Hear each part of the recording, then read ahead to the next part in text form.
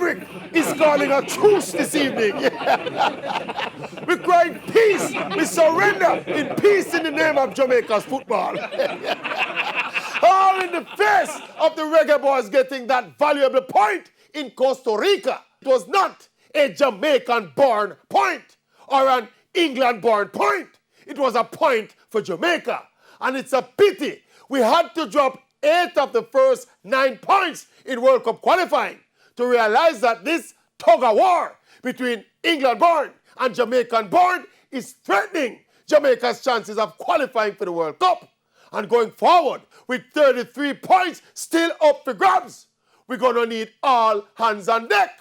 All those people who want more local-born players, and those who want more England-born players, and those like me begging for a balance.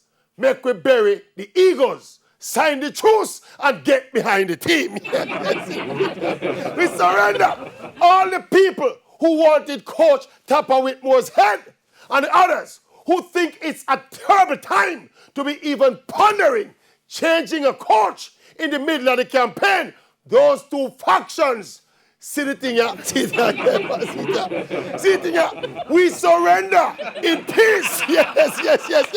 Let us all reload the bandwagon and support the team all the way to Qatar 2022. Yes, it's one of the see that. Reggae Boyz we say.